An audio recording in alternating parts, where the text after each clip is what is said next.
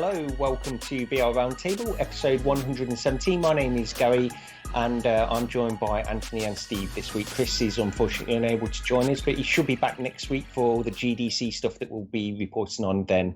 But thank you to everybody joining us, listening on the podcast after the fact, and listening, watching on YouTube after the fact, and also to everybody joining us live in chat as well.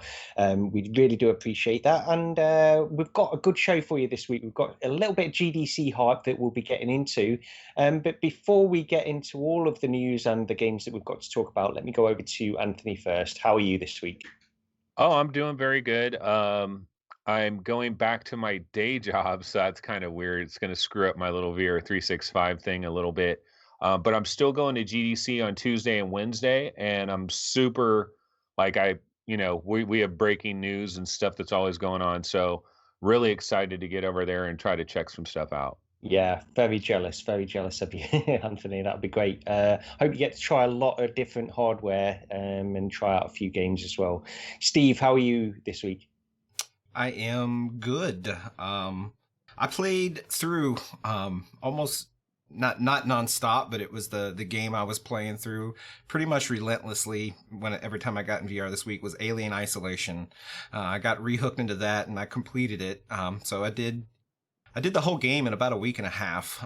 So that's more than usual playtime for me out of VR. So I'm not specifically going to talk about it. We've covered Alien Isolation a lot in the past, but damn, it's a pretty good game. Yeah, it is. I've played a fair bit of that, and I've not got too deep into it because I played it when that game first came out. I played it on flat, and I played a fair amount, about 10 hours or so, on flat, which is a fair amount for me, believe it or not. It's not for a lot of people. I really do enjoy that game in VR anyway. But before we get into the news, I did quickly want to mention that if anybody is heading down to EGX Res event in London on April the 6th, I'll be there as well. So if anybody wants to meet up, then send me a tweet at Reckon VR. And we'll arrange something. I think there's a few people going down there, so hopefully we can do some kind of meetup, sort of impromptu meetup at some point. That would be great. Look me up on Twitter and we'll sort something out. But I suppose we can get into the news this week. And the first news story we do want to get into, which is a lot of speculation, a lot of hype for GDC. And the first thing we'll go into before we get into some sort of predictions and stuff like that, let's go into this report that was on Upload VR.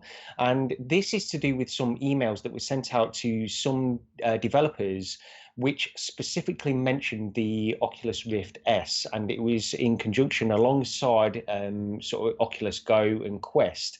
Now, this wasn't sent out to all developers, all the indie developers or anything like that, but it was sent out apparently to quite a number of, I suppose, larger developers or developers that are in partnership with Oculus themselves.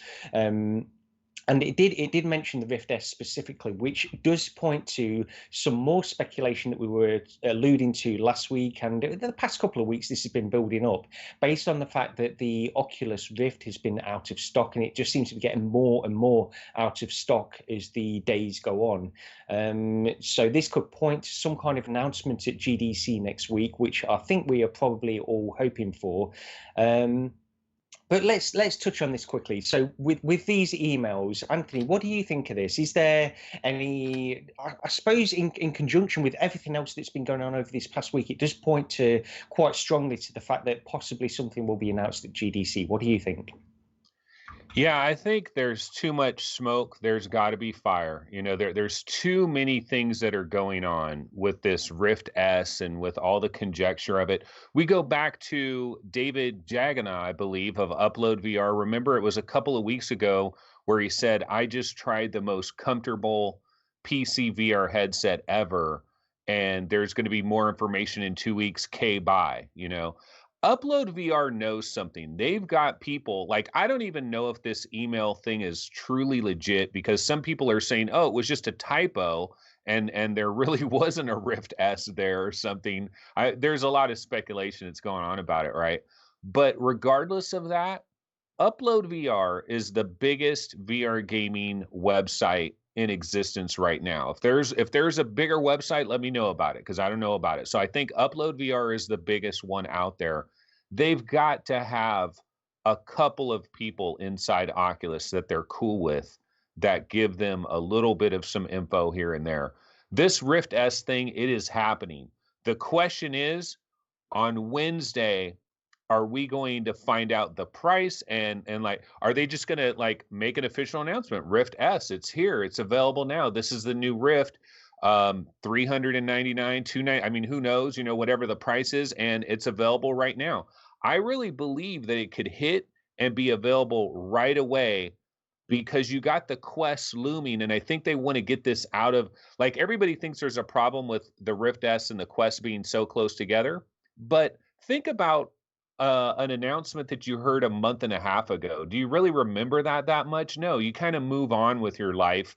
And so if they bring out the Rift S on Wednesday and it's just out and it's available, yeah, there's going to be a lot of fervor for a couple of weeks about that, and people thinking about Quest and Rift S and debating back and forth. But a month or two later, it's going to all settle down. And then that's when the Quest comes out. So I think it's all going to work out perfectly fine. Okay, Steve, I think it's interesting to hit on the price of these devices. The Quest and the Rift S. I think the Quest has been confirmed at $399 now, and that could point to a possible price for the Rift S if that does get announced. But before we touch on that, what is your overall impression of this, Steve? Do you think that this is sort of more or less a certainty now? Yeah, I do. I think it is a certainty. Based on what we have heard, combined with the stock shortages. Like, that's not, I would be very surprised if that was just merely coincidence. So I think it's coming, and I think it's going to be one of those, okay, and this replaces Rift, and it's available essentially right now with the announcement, one of those type of things. Very similar to what they did with the Go, even though we knew the Go was coming. They did something similar at, was it F8? So I sort of expect something along those lines. Now, part of me is hoping they've already publicly said that the Quest will not have video input. But, part of me is completely wishful thinking, is that these two are possibly one and the same still. Like, they somehow figured it out. Like that just, because the rumors are, and the reason why I say all this, the rumors are that this Rift S is basically a tethered Quest that's kind of built along similar clamshell, similar specs, a lot like that. And it makes me wonder, like, if they're rolling off of the same production line, like the same molds, the same lenses, the same everything. And yeah, I would still love, and I don't know, I'm wishful thinking, but I would love for these to be one and the same, because from a cost and a benefit standpoint, I don't think consumers necessarily need to buy two sets of lenses, two sets of per eye displays, two Velcro straps, whatever. Like we don't need to necessarily double down on this physical device. So part of me hopes, I don't think that's the case. And if I had to wager money on it, I wouldn't bet a penny, because I'd be a penny poorer. But I do think the device is coming. There is lots to wonder. Like, we still have the one key speculation. And I will say I still don't believe it. And it came from that same sort of Upload VR reporting, in that they say that there was references that the IPD is software based. And I'm just not buying that. Like, I'm not, like, I understand that there were references in the code for a software IPD, but when you turn the little slider on your Oculus Rift, or basically on any other headset other than the Go, what you see is the display pop up and tell you, what the mechanical adjustment is. There's reasons for the position sensor, or the encoder, whatever it is, in the mechanical IPD adjustment. There's reasons for it to report back to the software. Maybe it changes chromatic aberration correction. Maybe, if anything, it's got to report to the display so the user sees what they're changing their IPD to. So, I don't buy that rumor. So anyways, I'm rambling. I'll send it back to you. Well, yeah. Well, on that point, like, this device, it could be so, hopefully, in an ideal world, this could be a one and the same device, an Oculus Quest that can just be tethered to a PC. Because by all the rumors, that is literally what it could be. And I think it's placing Oculus in a very difficult position to have a Quest and a Rift S, which are identical in specs, with one just having a cable. That seems ridiculous. But that is probably the way it's going to go. Now, what I would suggest is that would imply that the actual Rift S would possibly. Uh-oh, I lost Gary. Okay, well, you jump in. Go ahead. Okay. No, well, one thing I was going to say until Gary comes back, the one thing I'll say is that you were talking about the clamshell, like it might have the exact same clamshell and it's basically the same thing. It's just they don't need the Snapdragon, they don't need this, they don't need that. So it's going to have that stuff out of there. But one of the things I was going to say, I think these are two different physical things. And the reason why I would say they're different is because remember, the Quest is a standalone device that has been balanced for weight, for how it's going to sit on your head. It's got the Snapdragon, it's got this stuff in it, it's got the battery in it, and the Rift S is not going to have that. So like when David Jagano, I go back to this. I mean, obviously he's talking about some headset. It's either like the Valve HMD, it's this Rift S, or something else entirely, but he's talking about something. And I think he was talking about how it's the most comfortable PC VR headset he's ever tried. Well, he's obviously tried a Quest. He tried it last year. So if it's the exact same thing as the Quest, then that's not the Rift S that he's talking about. But I think the Rift S and the Quest, they're going to be in different casings because of the balance and the weight and the comfort and all of that. There's some advantages that the Rift S is going to have over the Quest by not having an internal battery and all those other things. And I think they're going to want to have it, ergonomically balanced nicely. But it obviously would share a ton of the same features, I would think. Well, one of the things that made me think that it's going to be in the same physical body is the inside out tracking that we're being told that the Rift S will feature. So not to say that they have to use the same one, but I vision this Rift S as being a Quest minus the Snapdragon and the any cooling and anything that the Quest has in it. That's what I'm visioning. I'm visioning it being the same controllers because of the inside out, where you have to have the ring up top instead of around the bottom like we do on the Rift controllers. So in my mind, I'm really visioning this, and I could be wrong. I mean, this is all speculation. I need to be clear about that. I'm just thinking my thoughts through with what little information that I have at my disposal. The other idea is that it could borrow more from the Oculus Go, which kind of feeds into that no mechanical IPD. There's rumors that it'll be an LCD screen rather than AMO LED, things like that. So it could be more like a Go with some cameras squeezed in. But to me, I think that's less likely. Gary, I believe we have you back, so I'm going to send it back to you. Okay, yeah. Yeah, sorry about that. I don't know what went on. There's things going wrong behind the scenes here. I don't know what's going on in terms of Skype and OBS, but strange things happening. So we'll do our best to carry on. But one point I did want to get back onto is the price of the Oculus, the Rift S, and the Quest. So I think the Quest has been confirmed as being $399. So that would. Really, I mean, you can take the price of the Rift S if it was going to be announced next week, and we are sort of making several jumps of speculation here, but it's all interesting stuff to do anyway.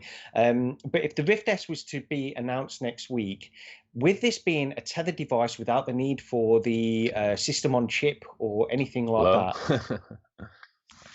Come on again. Hello? No, I got you. I think we're back now. Okay. So without the need for the system on chip, so I suppose with the price could potentially be lower than the Quest. That would make sense. I would assume it would be at least in line with the current Rift, $350, and hopefully $299 if possible. That's what a lot of people are hoping for.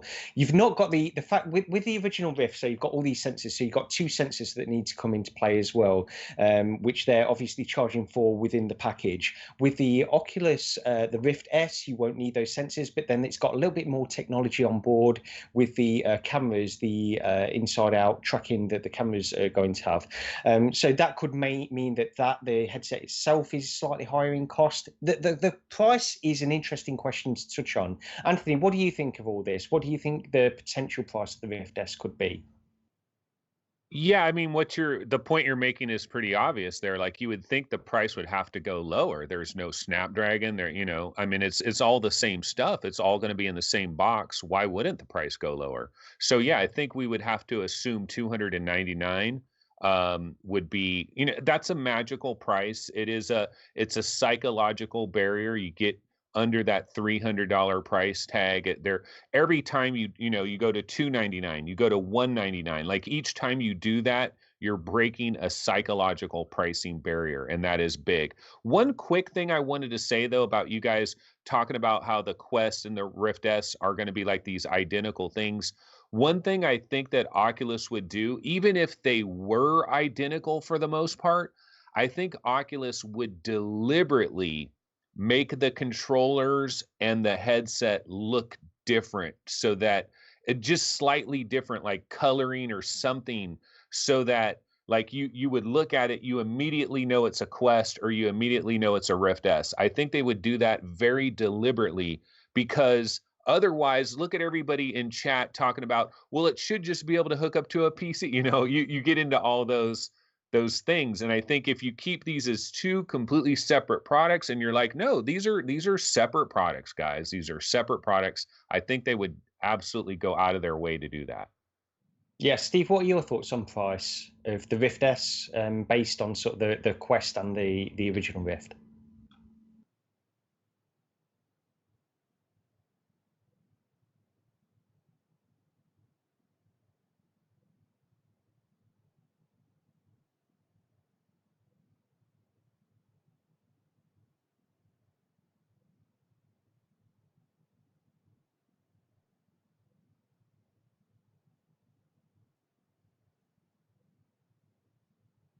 Oh, and I think that fixed it. Dang it. We are just having all sorts of problems today. So I was muted. I'm unmuted now. So what I was saying is that I think 299 makes a lot of sense because there's less product in the box. There's no extra sensors that need to be provided. There's no it's just less physical material for them to ship. The distribution costs are down because the boxes in theory should be smaller. Everyone's telling me I'm muted. I should be unmuted at this point. So I'm assuming that I am. I see the little bar bouncing. So I think 299 is good. That's what I would expect. But I think an interesting sort of caveat to that is one of the things Oculus focused a lot on was pushing down the minimum GPU spec for the Rift. Initially, I think it was the GTX 970, and then they've actually lowered it to a GTX 960. With that in mind, if this Rift S is a higher resolution, will they be able to maintain the minimum spec of a GTX 960 and a GTX, I think a 1050 or 1050 Ti?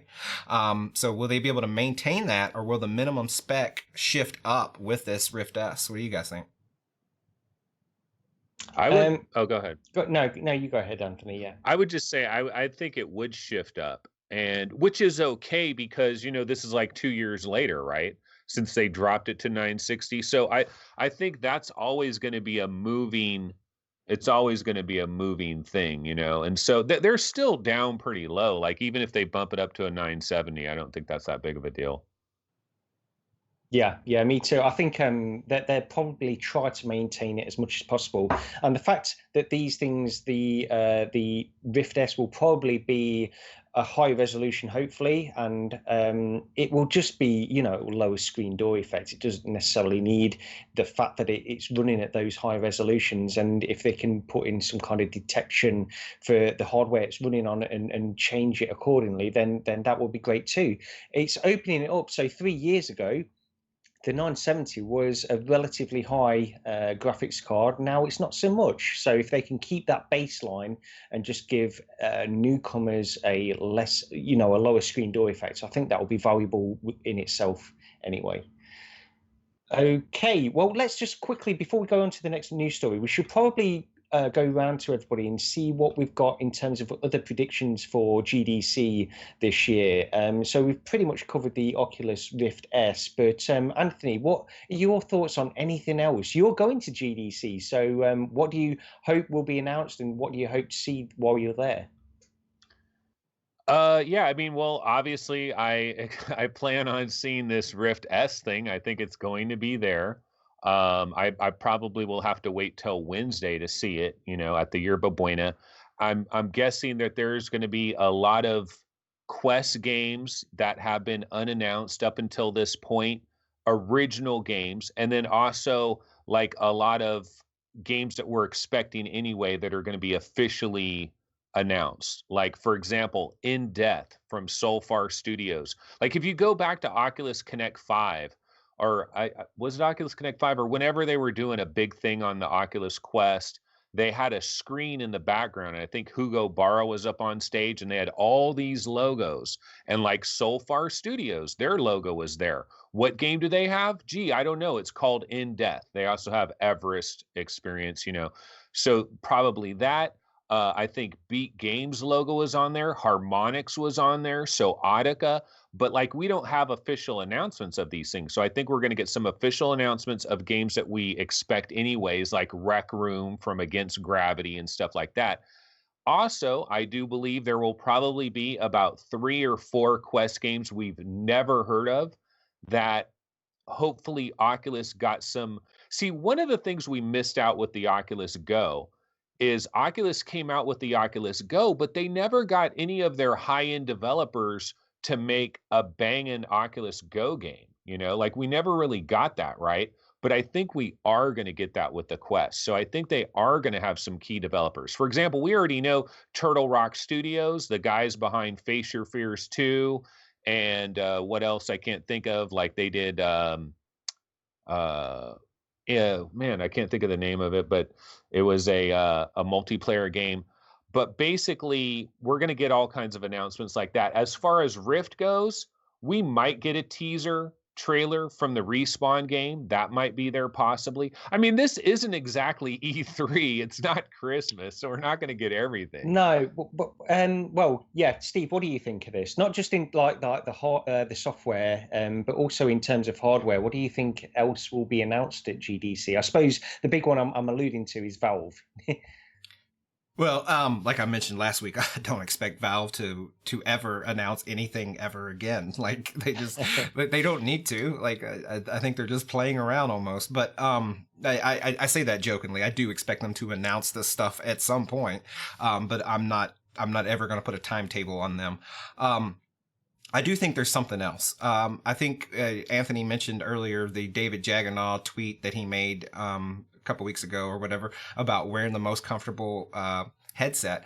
I don't think that's necessarily the Rift S. I think it could be the Valve headset. It could be something from somebody else. Maybe LG will lurk out of the woods. And when I think of GDC, I think you mentioned it last week, Gary, is or maybe someone in chat. I want to give credit where it's due, but I don't remember who specifically.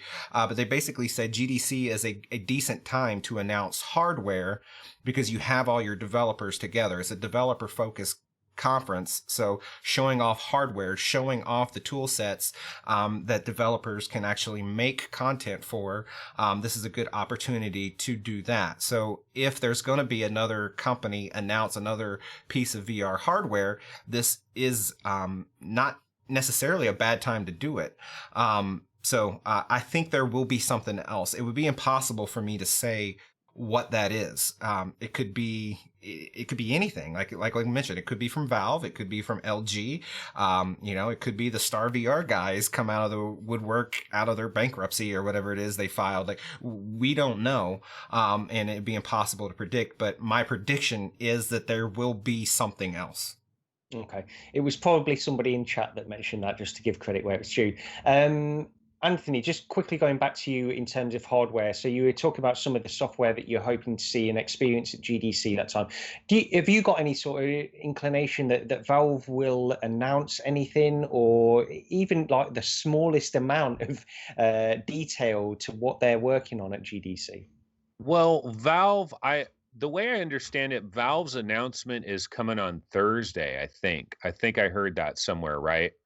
And I was in one Reddit thread where people were discussing this, and I kind of stick by my guns where Valve doesn't play by our rules. They don't usually go to somebody else's thing and then launch their thing at somebody else's thing. That's not normally their MO. So what I'm expecting from Valve on Thursday, if there's anything VR related at all, I'm thinking like, oh, there's a new update to Steam VR Home, and you can now do this and you can now do that. And it's going to be one of those minor stories, but I don't really see them having a freaking Valve headset at GDC. Like, I don't see that. I would love it to be true, because that would be awesome, because then it would be mass chaos. I mean, and someone in chat, Chris Richardson in chat, was saying could be Cosmos. Hey, we forgot about Cosmos. Remember Cosmos? Like, HTC hasn't said anything about Cosmos in a long time. Cosmos could be there at GDC. That could be an exciting thing, because we got barely any details about Cosmos originally. Yeah, that's true. And like that with the just going back to Valve, I wonder if we'll get anything on the Knuckles controllers. These have been in the background for so long. Even if we don't get an announcement of a headset, if they don't want to sort of do a simultaneous announcement of the headset and these Knuckles controllers, they could still show off some more stuff with the Knuckles controllers, I think, or at least developers probably will be doing that. But yeah, you're right. In terms of like HTC, they could be doing various things with the Cosmos there, and I think that would be a great time for them to show it, because it's there. From what we've heard, they're aiming that far more at the consumers than some of the other products that they've been releasing and announcing over the past year or so. So it would make sense for them to do that. Other than that, predictions wise, it's very difficult to say. I think the way things are going, the Rift S is probably a relatively safe bet, although I still probably reserve some judgment on that. But I don't know. I don't know what's going to happen with that. Yeah, so I guess we can move on to some other news stories, unless anybody's got anything specifically they want to mention about GDC before we move on. The only thing I think I'll add, and I'll put you guys on the spot, well, maybe not Anthony, he'll be traveling, but if we get a Rift S announcement or something breaking, someone in chat asked if we would do a special episode covering the breaking news. So Gary, are you up for that midweek if that happens? I'll do my very best. I can't guarantee it, but I will do my very best to appear on a midweek show if we do that. All right. And if Anthony wants to call in from a hotel, that's game as well. Yeah, my internet will probably be terribly slow, I'd have to imagine. Okay, well, let's move on to a few other news stories we've got down here as well. So the next one on the list is to do with Facebook research labs. They are demonstrating some realistic avatars, which they basically what they're doing. They're calling this research Codec Avatars, and it's taking place in Pittsburgh Facebook Reality Labs. I think Abrush is quite heavily involved in this, but the way it works, basically, it seems to be taking very detailed 3D scans of people. They have to sit in this kind of dome thing with a lot of cameras, a lot of lights pointing at them for 15 minutes. And it takes very detailed scans of them doing expressions, different expressions, and sort of amalgamating them into this computer, which then uses AI and various technology in order to predict what they're doing when they're in VR. So you get a very realistic representation of the person you're talking to in VR. Now, there's a few things with this. It's a long way off. I think that's the first thing to say. We're not all going to be going into these domes and getting our faces scanned or anything like that. This is sort of very early days. They're experimenting with all this stuff, and I suppose it's more like the impact in social VR as to why they're doing this. They're looking at the impact of having a realistic avatar in front of you of the person you're talking to and how that affects you. And this isn't just really based on, from the report that I've read, it's not really based on the graphical fidelity necessarily of these avatars. It's based on the AI and the machine learning of how people are reacting within VR, which is the most important part. The graphical fidelity will come at a later date, but the fact that they're doing this kind of stuff, and it makes sense that Facebook are doing this because they are focused primarily on social interaction, I would say. But it's an interesting thing, and I do encourage people to go and read this article just to see like the future of where these things are going. But Steve, I'll go over to you first. When you saw this, what were your thoughts, and do you think this is the right direction for Facebook to be focusing their efforts?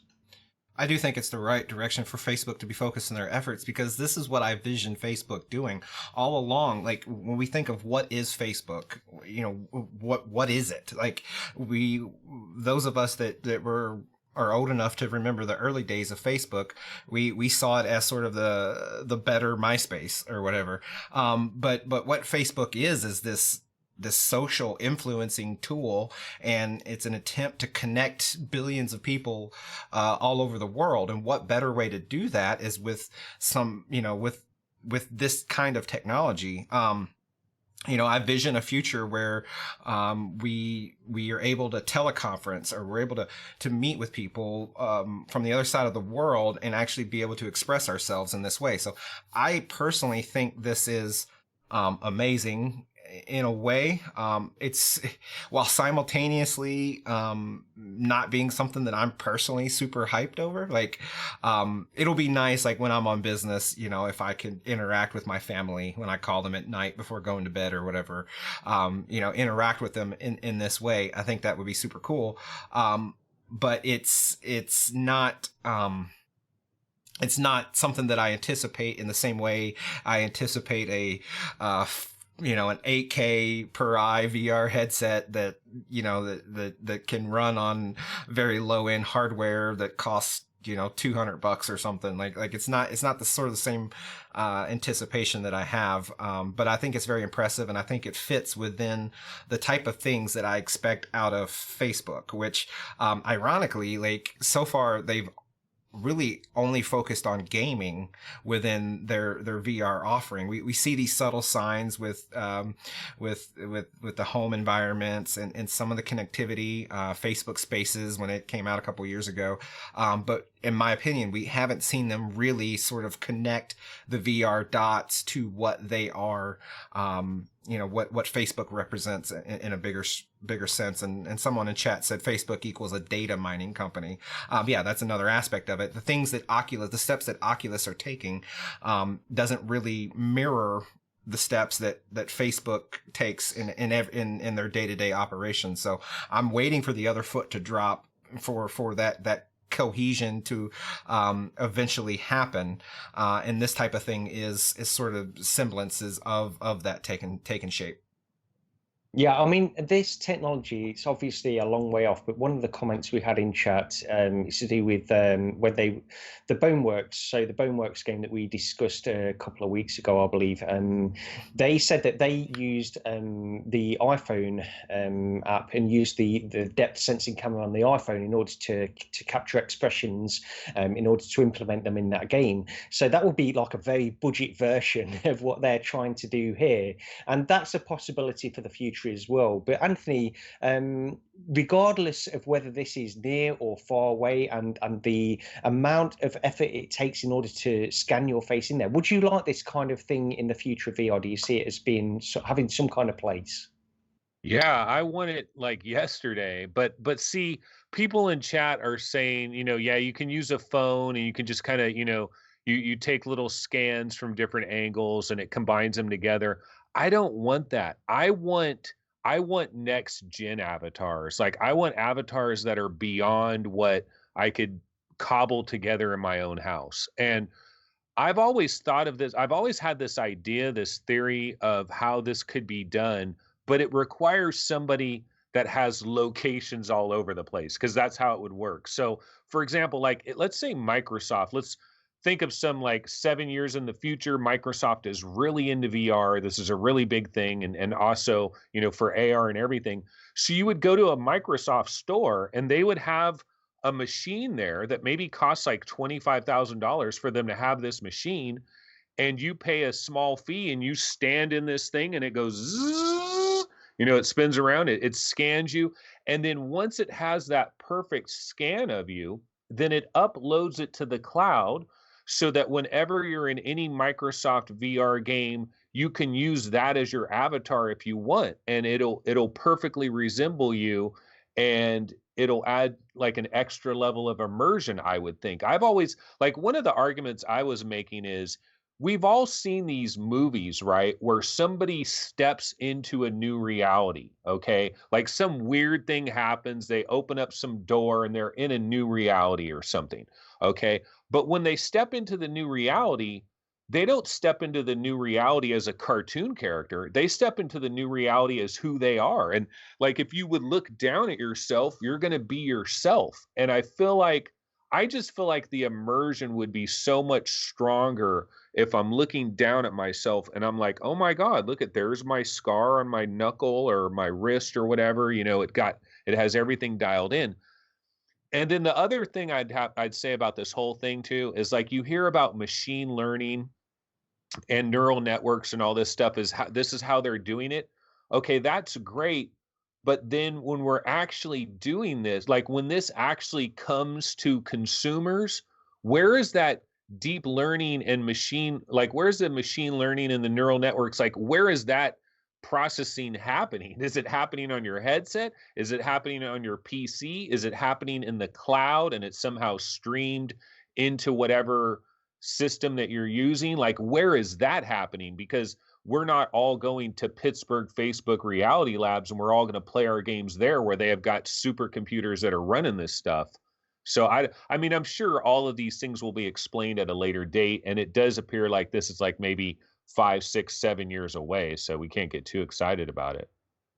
Yeah, it's good question. I mean, I would assume that what's happening here is, in terms of the machine learning, that is done remotely, but then what they do is they simply apply that to as like an algorithm that everybody can then use. So they get all of these participants in terms of putting in their facial expressions and how they react in certain things, and then they create an algorithm that then anybody can use locally on their own machine. I mean, I don't know, there's a lot of questions with all of this stuff.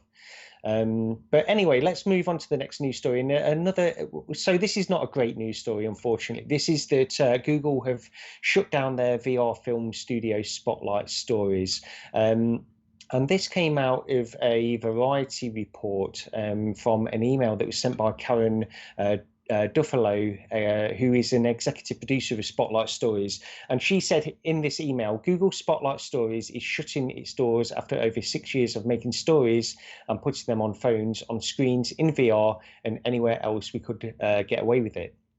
So, I think we've all heard from a few of these Google Spotlight Stories, these experiences, even if we haven't tried them all. So the highlights from the ones on the list, Pearl was a big title, and that actually won an Emmy Award. And also Age of Sail, that was one a little bit more recently that was released, and that was very well received. All of these things are very well received, but they're free and they don't bring in any revenue. They don't have any advertising or anything like that. These are all experiments and things like that Google are putting out there. So I suppose it's without a doubt a very unfortunate story. But Steve, going over to you, did you play any of these Google Spotlight Stories, and is there any highlights for you? I played them all this week. I feel historically, I've always been very high on things like Lost, Henry, Alumet, and so on, and I feel sort of stupid and that I'd never played any of these. Like I don't know how I missed them. The only thing I can say is I feel stupid. So when I saw this news story earlier this week, I'm like, oh man, I gotta go check these out. And Pearl and Age of Sail, the two that you mentioned, stand out as being really good, pulling on the heartstring little emotional short stories. And I recommend everybody do these. These are all free. There's about 8 of them. But like I said, Pearl and Age of Sail stand out. I like the wrestling one with the son of Jaguar. But they're all good. They're all worth doing. Some better than others, but they're free. They're each of them are, I don't know, 3 to 5 minutes, maybe 8 minutes, something in that sort of time slot. And they're great. Like business wise, and I'm sure Google wasn't necessarily making all this content to turn a profit or anything necessarily. It's a learning and a development opportunity for their staff and for them as a company. So it's not that I look at them as losing. I mean, Google is a massive profitable, talk about a data mining company. There's another one for you. And these companies of this size are always going to experiment and do things that lose money in and of themselves. So Spotlight Stories is definitely a case of that. Like it was never going to be profitable. But man, at the same time, it's sad that these aren't going to exist anymore, or at least that they're not going to continue to fund new ones. I'm assuming the existing ones will remain accessible for everybody. And kind of thinking through the medium and the technology as a whole, like I think there is a big opportunity to tell short stories and to do things, and this is I don't know where we go from here, speaking in a bigger sense, like who is going to do this sort of thing, and when is it going to be economically viable for this kind of content to be made? This past summer, my family, we went to see The Incredibles 2, the Pixar movie. We saw it in the theaters. And before that, there was another Pixar short story that also won a Oscar or something, I think this past last month when we had the Oscars, or earlier this month, whenever it was. And that little short would have also been really cool in VR in the same sense of these Google Spotlight stories. So I hope this type of content is able to continue to exist, that new stuff is made. I don't see how, when it's not economically viable. It's got to be some massive company like Google or Pixar that just do it for the learning curve. But I sure hope stuff like this doesn't fade away entirely, because I think it's all pretty great. Yeah, the Pearl is one that I went into yesterday, and I meant to try it a long time ago. I just never got round to it, unfortunately. But it is a great experience, and I think you need to take all of these things into context. When these things are fighting for space on a platform which can offer Skyrim, Fallout 4, high intensity gaming experiences, Project Cars, and that kind of stuff. You need to really be in the right frame of mind to want to experience these things, but they are valuable. Pearl was a great experience. I didn't try Age of Sail actually, but that's another one that I would really love to try. Anthony, which of these have you tried that stand out to you, and what do you think of this overall? Well, I've tried Age of Sail, I've tried Scenaria, Pearl, a couple of other ones. I haven't tried every single, like I didn't try the Jaguar one. I know I didn't try that one, but I've tried probably like 7 of them, and they're good. I like this stuff. I'm a fan of this stuff. Now, it's one thing to be a fan of this stuff, and it's another thing to pay actual real money for this stuff. And that's the big difference there. And that's where we have a little bit of an issue here. But it's you see this story, and it's not like they're saying, man, we loved Google Spotlight stories. If only people bought these things, we could continue. They were never selling it. So, like, this is something that they did. They offered it for free. They decided to shut it down for whatever reason. I wonder, Google, I mean, that's a whole nother topic. I'm going to GDC, like Google's supposedly going to have their own little streaming console and all of that. I wonder if does this say anything bigger about Google and VR? Because they have Daydream. I don't know that Daydream has worked out for them as a company, Yeah. And so I mean, there's some concerns there a little bit. Just very quickly, you've just reminded me of something that a lot of people were tweeting out last week, and this is not really anything to do with this story. It's to do with Google, and they are going to be announcing something at GDC. I don't want to stick on this because I don't think it's anything to do with VR. I do hope it is, but from everything I've read and seen, it doesn't really have too much to do with VR. But I just quickly wanted to go around and get your impressions on this. So last week, Google released a video about the future of gaming. And they had just a very short video. It didn't give anything away at all. But a lot of people are speculating it's VR. I think most people will assume it's this streaming service that Google have been talking about for a long time now. And I think that's safe to say that that's what it's going to be. But have either of you got anything to add on that? Do you think it could potentially be VR? I don't think it is. I think it is a streaming service, because they showed this leaked controller. All right, this kind of weird controller that actually doesn't look too good either. I'm assuming it's that. Like, I have no reason to believe it's a big VR investment. Yeah. What about you, Anthony? Yeah, I just think they're trying to compete. Like they're trying to figure out how to battle like PlayStation 5 and Xbox, whatever the next one is. And this is their entry. Like, they're really going to do it. They're really going to do this. You've got to have a really good internet service, though, to be able to take advantage of this. I've never, like, how PlayStation has, what do they call it on PlayStation? PlayStation Now. Yeah. I've tried some of this stuff, and it's like, nah, man, it's got to be completely imperceptible for me to ever be interested in it. And then when you think about VR, it's like, that's like 12 years away. I'm not even thinking about that. 5G, baby. Okay. Let's go on to the next news story anyway. So Microsoft, this is another bad one, unfortunately. So Microsoft have said, a representative, Greg Sullivan, who is Director of Communications for Microsoft's mixed reality arm, made a comment to say that that VR headsets didn't meet high expectations that they set. And he wasn't referring simply to the mixed reality headsets, as I first expected when I read this, but apparently he's talking in general about the VR industry, which is a little bit disturbing. And the article, which this was on Upload VR, and so what he went on to say is that it could potentially have some kind of future in industry and enterprise uses, but not necessarily in the consumer part, or at least not quite so strongly in the consumer part, which is, it's not a great thing to hear if you are a VR consumer and you enjoy being a VR consumer. So Anthony, back to you on this one. What did you think when you first heard these comments by Greg Sullivan? Yeah, it's not something that you want to hear, of course, from their director of communications, for their mixed reality arm. But I don't know.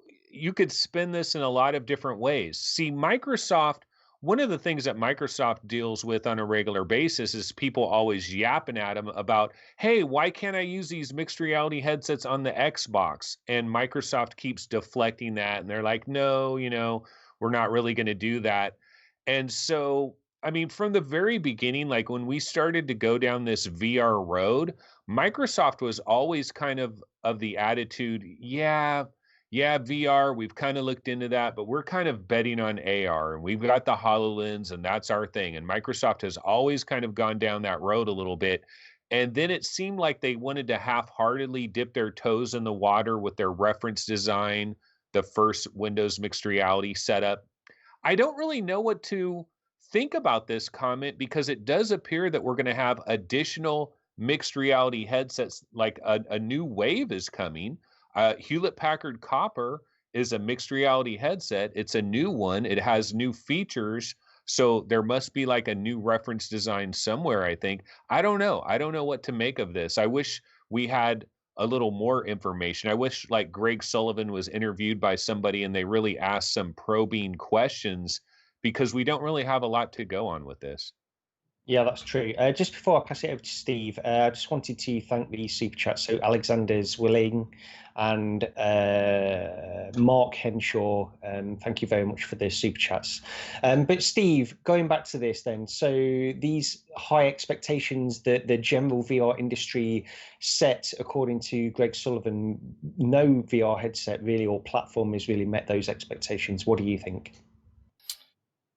Well, I mean, we need to know what those expectations that they were dealing with were, right? Like, to know whether or not they met them, or to even know that the expectations were fair. I believe that in this post Apple, post iPod, post iPhone, smartphone world, that we expect emerging technologies to come out like a rocket, or disruptive technologies to just shoot out like a rocket, and everybody and their grandma, has one by the following Christmas. And I'm not sure that that is actually fair.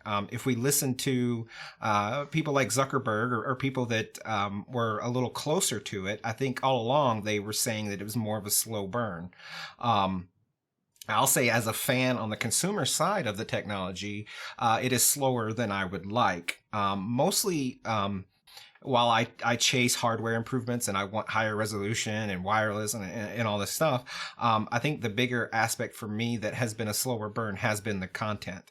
Now, some of that is the new technology, and that people expect. There's a lot of angst whenever a flat game is ported to VR, with the you got to have hand controls, hand presence, and all this. And so it seems like we reject, people porting flat games, but I still believe one of the things to make this technology take off is getting the gamers on board. And I'm not saying anything I haven't said before, but getting the gamers on board. We know that VR has permeated about 1% of the Steam users, 1%.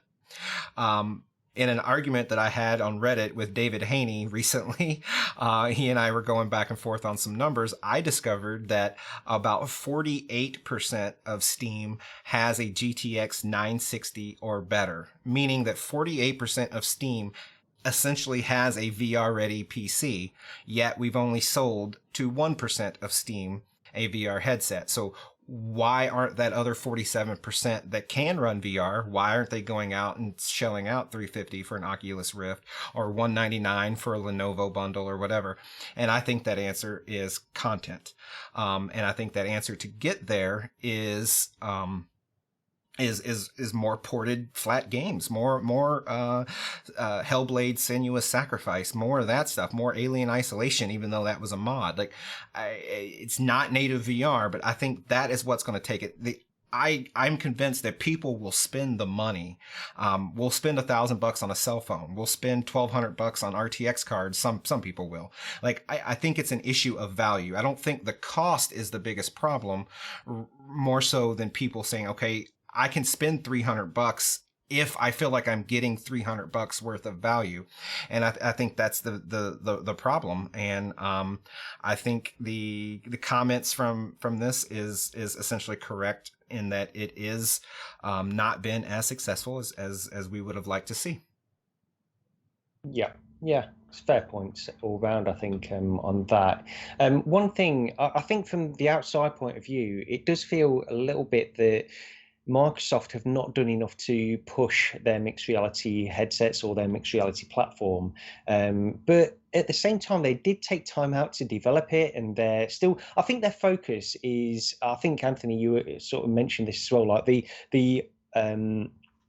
HoloLens and the AR is their focus for this mixed reality platform anyway.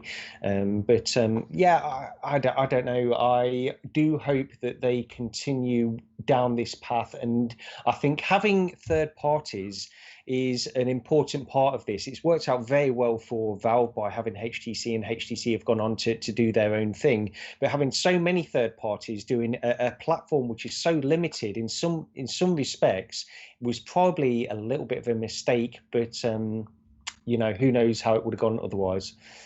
Okay, a couple of little news stories to mention quickly. So Sniper Elite VR, this has been announced this past week as well. Now, I've not played a Sniper Elite game. I've heard of them, and actually, you know, I've come very close to trying them in the past. They're always on offer. They're always on sale on like PlayStation Store, because these are the kind of things that I think I'd be interested in. So correct me if I'm wrong. I don't know if anybody's played a Sniper Elite game on the show, or help us out in chat if not.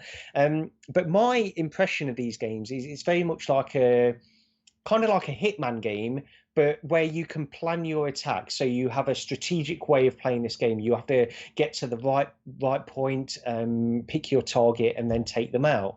Not so much action-packed all the way through. At least that's my understanding. I could very well be wrong on that. Either way, whether we've not, I don't think any of us have played it, but either way, having a title of this magnitude coming out in VR is great. Now, it's been announced for PlayStation VR and will support the aim controller.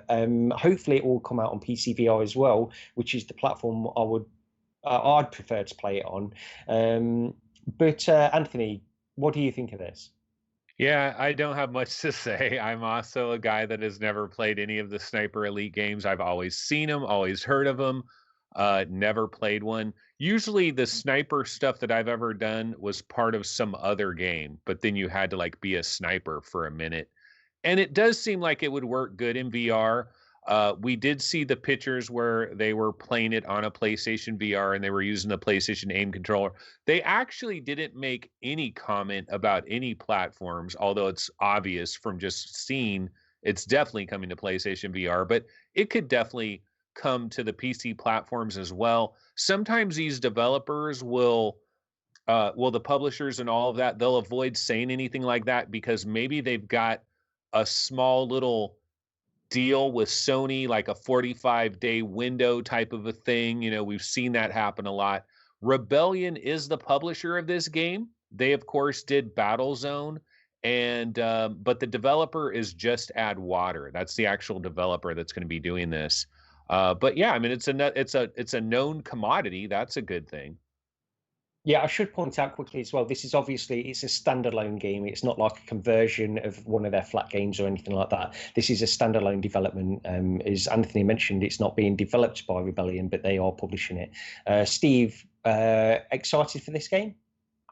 A little bit. We'll see. You know, piggybacking off of my previous comments about porting games and such, like this being a standalone game sounds great, but you know, I enjoyed the Batman Arkham VR, and that was a standalone game. But if you compare it to the scope of the actual Batman Arkham games, the flat games, it sort of paled in comparison in terms of scope. So I hope that Sniper Elite VR doesn't sort of do the same thing.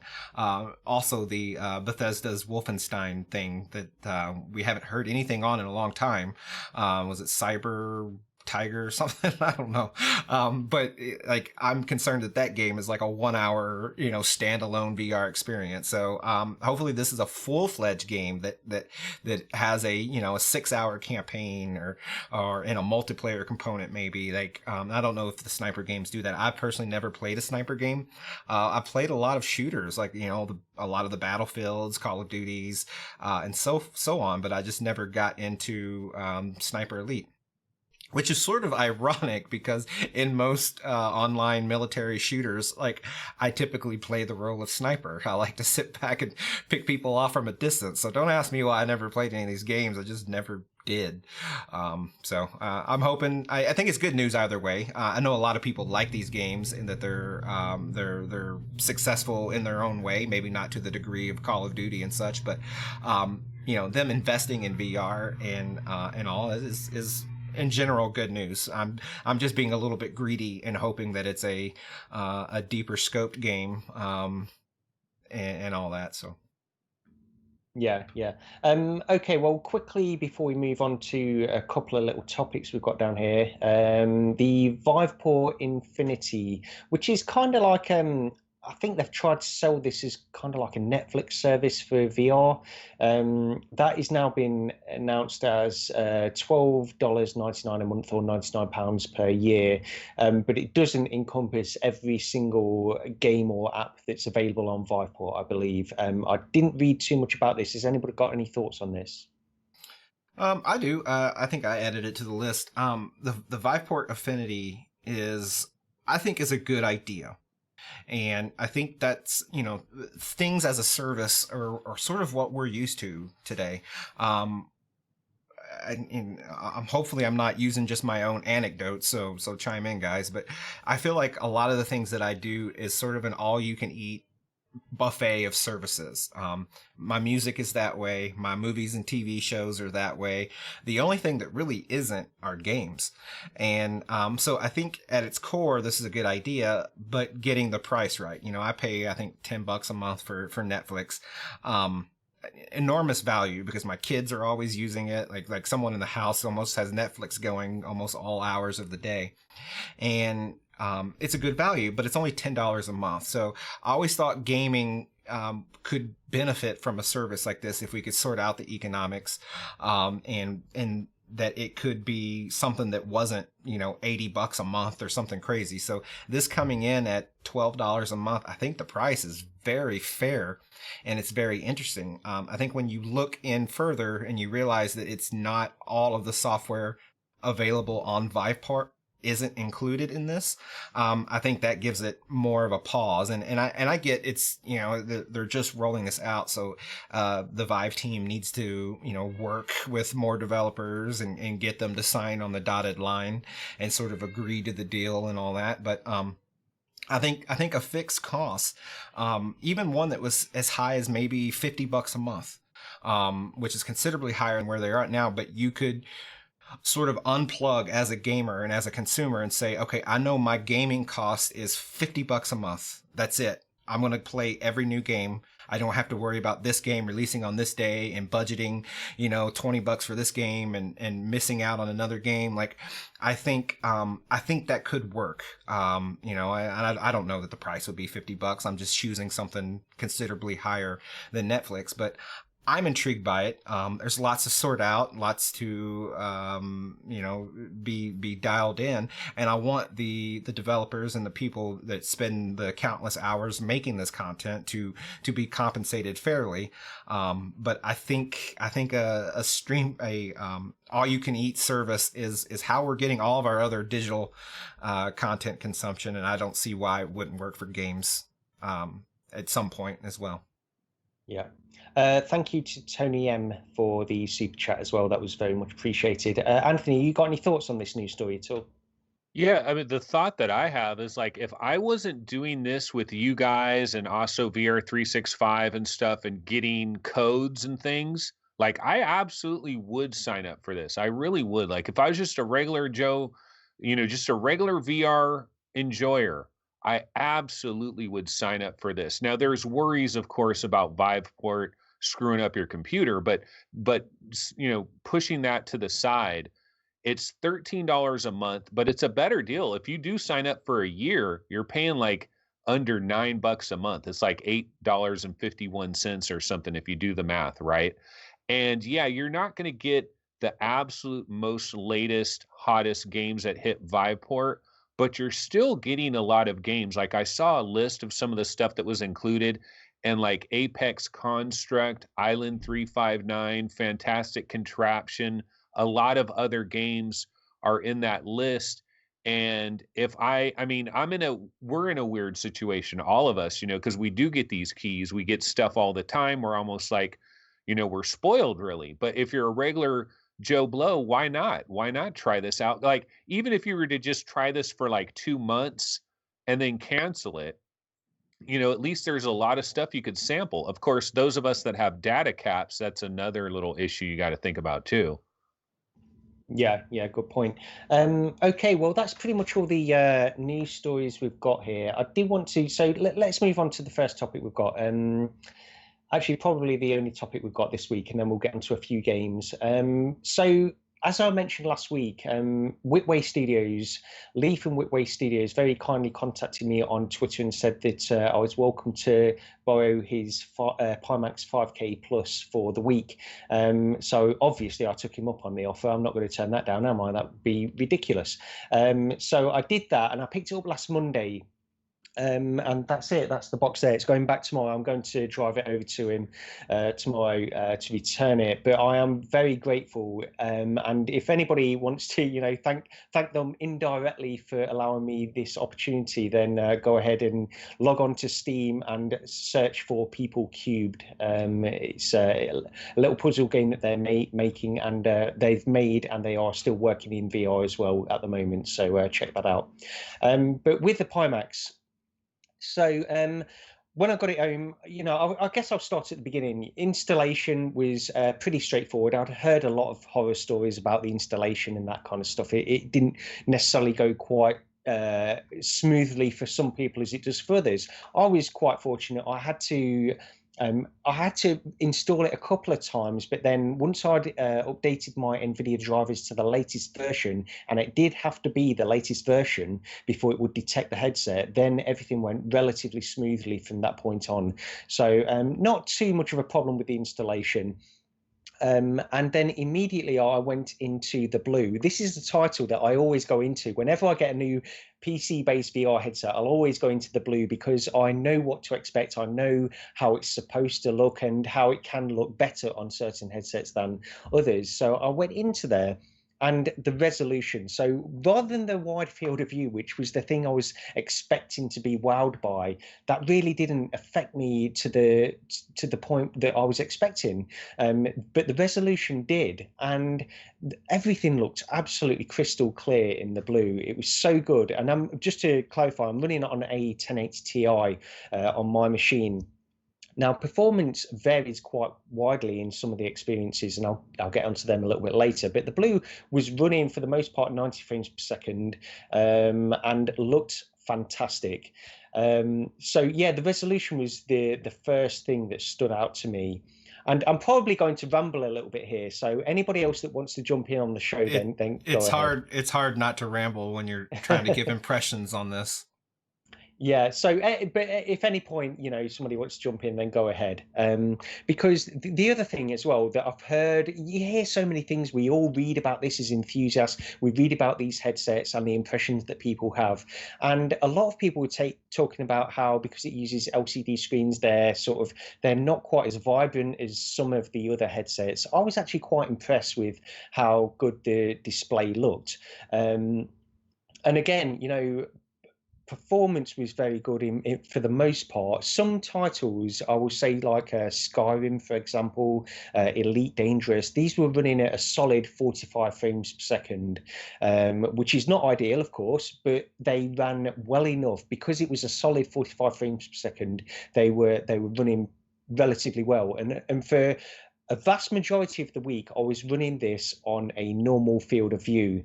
So for anybody that doesn't know, the Pimax comes with this Pi-tool software, and that enables you to make a few tweaks within the headset, and you have small, medium, or large field of view.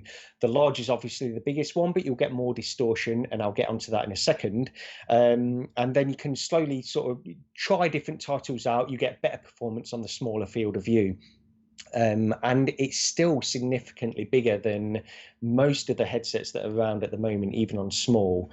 And as much as the wide field of view didn't hit me when I first went in, you do sort of get used to it. And I've tried, Steve gave me some advice actually. He said, don't go back to the Rift for the whole week. Try the Pimax and then go back to the Rift. And I'll get onto that in a second.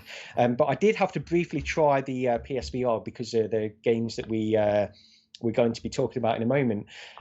But yeah, because I tried the Pimax on the Monday, I went back into the PSVR. There wasn't like a huge hit or anything like that. But since Tuesday, I have solidly used the Pimax all week.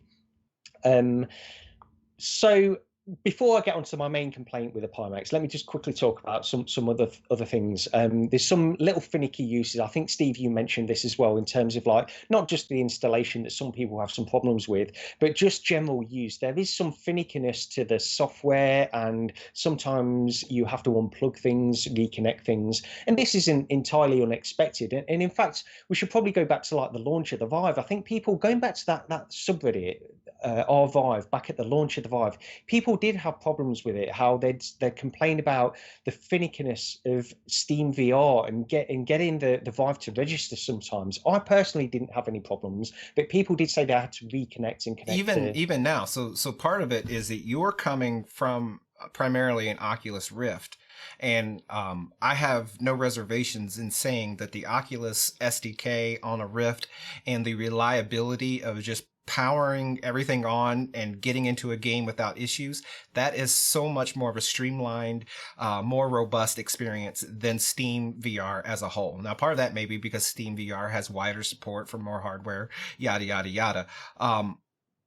So what you're going to describe the finickiness of is in part just going from primarily Oculus to jumping back into a Steam VR lighthouse tracked environment. If you had gone to a Vive, you would be experiencing some of this finickiness as a whole. With my Windows MR, I have finickiness. I'm using it while I'm still waiting on my replacement Pimax. So I just want to jump in and say the finicky nature, while very true for the Pimax, I'm certainly not discrediting it in any way, or giving it too much credit, I guess, in this case. But some of it is you're going from a sort of the Apple together, well streamlined approach to more of the Android wider support, but just not as smooth. Yeah, no, that's absolutely fair, and it's not like it's been overwhelming. And part of this is because I'm reading so many things about the Pimax and how people do have a problem with certain things with it, in terms of them having to reconnect things and change USB ports. And to be fair, this past week I haven't had to do that a great deal, but it has happened now and again. There was one day last week where I loaded up my machine, nothing had changed from the night before, and yet I was just getting black screens, and I couldn't understand why. I rebooted my machine, and I still got a black screen in the Pimax. And Lee at Whitway Studios, I was terrified. I was thinking I'm going to have a £700 bill here, to be honest. But what happened was, all I did then, I started the Pi-tool software was set up, and all I did, they've got a reboot option in the Pi-tool, and I just did that, even though I rebooted my machine beforehand, and it didn't make any difference. When I did the reboot option in the Pi-tool, everything just went back into life. Everything was fine then, and it has continued to do so. So there is a little bit of that, and also it's probably important to mention that, Steve, you've spoke about this before as well. Not every title in the Pimax will work as flawlessly as you probably want it to. There are, for the most part, let's be fair, for the most part, they work fine. But there are certain issues in some games. Fallout 4 VR, which is one I tried on the first night, does have some texture issues which don't render quite correctly in the headset. Did you do that with parallel projections? I did, yes. Yeah. That was okay. Have you played Fallout 4 in the Pimax? I went in there very briefly, but because I did a new Windows installation, I haven't reset up Fallout because I did all those mods, and so it's like a pain. Like, this is the thing, when you mod a game, Skyrim, Fallout, like getting it reset up if you do a new Windows install is can be a chore. So I did that with Skyrim, but I haven't done that with Fallout because I've already beat it and don't really plan on returning to it. Yeah, well, Skyrim, for example, it does. I mean, Skyrim's perfectly fine. There's no problems in Skyrim at all. It runs at a solid 45 frames per second on my 1080 Ti, which is an okay way of playing it. It's not ideal, but it's fine, and you get the benefits of the wider field of view. So I suppose that the point that I want to get to, really, and it's the point that initially is the most disturbing part of this headset, is the distortion. Okay, now, I don't want to... And I'm going to be very balanced about this, but I think it's fair to acknowledge it because I did experience this. On the first day, I was pretty much of the point where this is really bad. I mean, the first day I used it, it was really bad. Now, when I posted on a private VR Roundtable forum just to give my initial impressions of it. But I was being very reserved in the amount the distortion actually bothered me, because I didn't want to. Because Steve, I know you're a fan of Pimax. So I didn't want to just come out and say. I didn't want to immediately come out and say like, this is really bad. The distortion's really bad, and I can't use it. So that was my initial impression of it.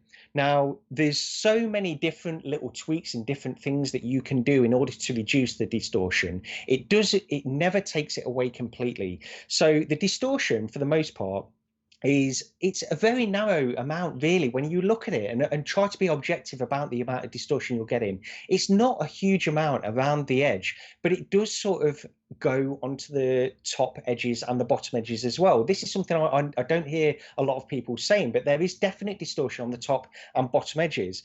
And I'll get onto that again. Sorry, there's so many points to hit on a little bit later on, but the point is, when I first went into it, it was jarring. The distortion was jarring. You can move the headset away, you can change the IPD and do all of these things to reduce it. But after that first day, I tried all of these things and I wasn't particularly impressed.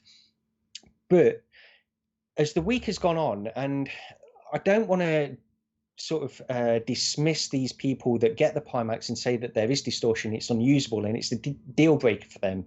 Because I think for a certain subset of people and a subset of consumers, there is going to be a factor where they can simply not get past this distortion level. Now, I've persevered. I knew I only had this headset for a week, and I was going to use it every day, pretty much every day, no matter what, anyway.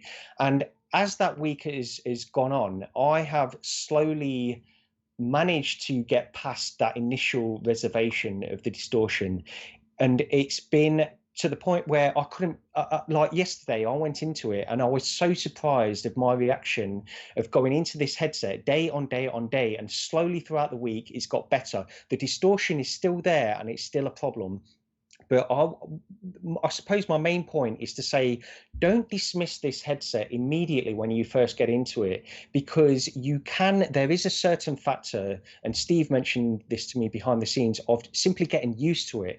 And I was skeptical of that at the beginning of the week, but this has gone from being an absolute deal breaker on Monday down to the point where it's not so much of a problem. It's still there, and there is. So I suppose that the point as well that I want to make is that there are so many sensitivities in VR. We wear these headsets that are so close to us personally, and we all have issues, whether they're comfort or screen door effect or distortion. Some people are far more sensitive to screen door effect than me. I personally, I can see the difference, but it's never going to be a deal breaker on me on any headset, whereas distortion could potentially be that way for me on a headset. Hey, quick question. So I know with like DVD players and with certain like really high-end TVs and with like projectors and stuff, we have the ability to like use masking to like add more black, like for example, like Steve, you're in the projector world. Well, I mean, you used to, or no, you still have a projector now. And those of us that have been in the projector world, sometimes you'll have a projector and you're projecting something on your screen and there's all this noise at the very top. And you can just use a masking feature that just like makes a black bar basically just come down and just block that distortion. Why is there something technologically speaking with the Pimax where it can't just like it does it does do that. So that's what the small FOV, normal FOV, and large FOV does. Large FOV is 170 horizontal. Normal's 150 horizontal, and small I think is 120 horizontal. And that's exactly what it does. It masks out. So my personal experience is at large FOV, I see distortion on the horizontal edge. I have no distortions on top and bottom. It would bug me if I did. Normal FOV, I lose just about all distortion altogether. Small FOV, I have none. And what that does is, in addition to just masking it, it actually changes the render target. So if you run small FOV, you can actually get better performance because it's not just masking it, but it's also not rendering in that additional horizontal space. So it's actually a nice feature, and it could be one that other headsets borrow. Like, I don't know anybody want to sacrifice FOV, but if there's a troublesome game like Fallout 4, and you're playing on an OG Vive, it might be better to sacrifice 10 degrees of FOV, get closer to the PlayStation VR or closer to the Rift FOV, and get a better Fallout 4 experience. I don't know, but I think the option would be sort of nice. Yeah, with the distortion, there's a few things to mention. Okay, now I have a relatively low IPD, and people have speculated that this could potentially make the distortion worse. I don't know if that's true or not. But with this, the distortion on the top and the bottom, okay, there's the clearest example that I've found to demonstrate this is if you go into the lab. And the loading screens on the lab, they're very sparse. You've got like the loading screen picture in front of you, and then you've got these stick figures, these two-dimensional stick figures at the bottom of the screen. And what you can do, you can look straight ahead and everything looks fine. But then if you look, so if the stick figures are at the bottom left corner, you can then you can look up to the top right corner of this loading screen, and it will look like the stick figures are nodding. They're being compressed, and out the corner of your eye, it looks like they're nodding. And this is the clearest example of this distortion at top of bottom. And I encourage people, just go in and try this out. If you don't get that, then there's got to be something about the way it's interacting with everybody's face and their eyes, because that's the clearest example. It's just blatantly there for me. This distortion is blatantly there on the top and bottom. But not to take anything away. Okay, now as I mentioned, the top and bottom distortion. Let me ask you: is the top and bottom distortion worse than the Odyssey that you had? Because I know that was a big problem. Okay.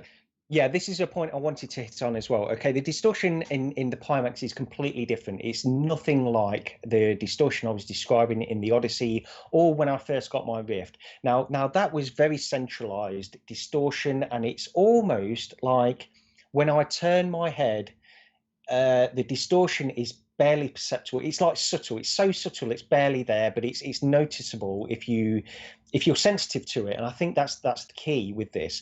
With the Pimax, it's all on the edge. It's all on the edge. And while I expected that, there is a level of, I didn't expect it to bother me in the way that it did, because there's so much movement on the edges. So whenever you turn your head, there's this compression and expansion on either side very slightly. And I don't want to sort of overstate this for people that are thinking about getting the Pimax, because it won't affect everybody. I know it won't affect everybody, but there is this constant movement. You turn your head and the inanimate world is compressing and expanding either side to the point where it's just a distraction.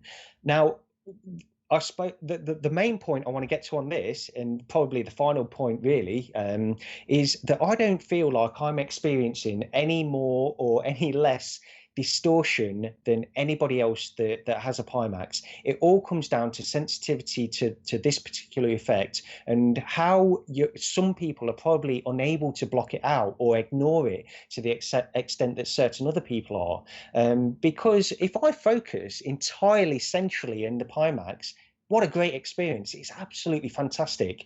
But the fact that there is a small amount of distortion there is enough to distract me to the point where I think twice about the Pimax. Now, as I say, that has got better as the week has gone on. It has got significantly better. So don't underestimate the fact that if you persevere with this headset, you will probably get a much better experience after a week or 2 weeks. So yeah, I mean, I guess that's pretty much where I land on it. See, I think I agree with everything you've said up to that last point, where I don't think it is the same for everybody. The person I got my 5K plus from, he described it as being just like being in a fishbowl, like the distortion was horrible. And ironically, though, the same person says that the Odyssey Plus fits him like a charm and that he has zero distortion in the Odyssey. So I've not seen this person face to face, so I don't I'm just assuming our eyeballs are spaced differently, our heads are shaped very differently, maybe different size, and all this. So I do think it's very subjective. I see, I participate fairly decently in the Pimax subreddit, and I see a thread, someone like, just got a Pimax 5K, and I see no distortion. It's wonderful. It's the best thing since sliced bread. And then one thread up, you'll see someone say, I just got my Pimax, and it's like looking through a fishbowl or whatever. Like, people have very drastic differences in their experience. For me to think, so one, I think people's heads are different. Their physical properties of their faces are different, and it's going to offer a varied experience. And then the other thing, and I'll be able to speak to this whenever I get my replacement headset, is I don't know that from Pimax one to the next that they're perfect carbon copies that the experience is going to be the same. So I do know that from people that have tried the same unit, some people experience more distortion than others.